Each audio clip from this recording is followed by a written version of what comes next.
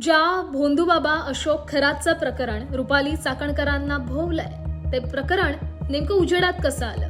इतके वर्ष जे प्रकरण लपून राहिलं होतं ते आत्ताच का उघडकीस आलं? कोणती कारण आहे? त्याचा घटनाक्रम काय मी सांगते ऐका. अशोक खरातच्या ऑफिसमध्ये नीरज जाधव नावाचा एक व्यक्ती कामाला होता.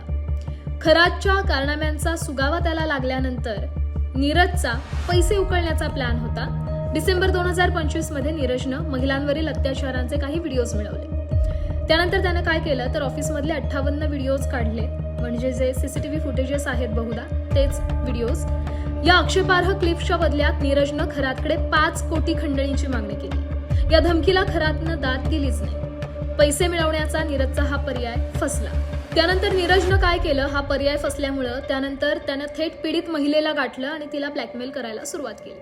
त्याने शिर्डीतल्या एका 24 वर्षीय पीडित विवाहितेला ब्लॅकमेल करण्याचा प्रयत्न केला, याच सगळ्या पैसे उकळण्यासाठी.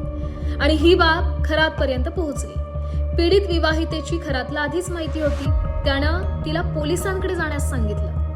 खरातच्या सांगण्यावरून शिर्डीच्या पीडितेनं नीरजला पैसे न देता पोलिसात तक्रार केली. आणि शिर्डीच्या या केस नंतर नाशिकच्या एका सिडकोतील पीडितेचा व्हिडिओ या नीरजनं तिच्या मेहुण्याला पाठवला. आणि त्यानंतर काय केलं तर या मेहुण्यानं पीडितेला धीर दिला. या मेहुण्यानं पीडितेला धीर देत फिर्याद देण्यास सांगितलं. त्यानंतर खरातचा हा सगळा जो कारनामा आहे या फिर्यादीनंतरच उघड झालाय. तर असा हा एकंदरीतच घटनाक्रम होता.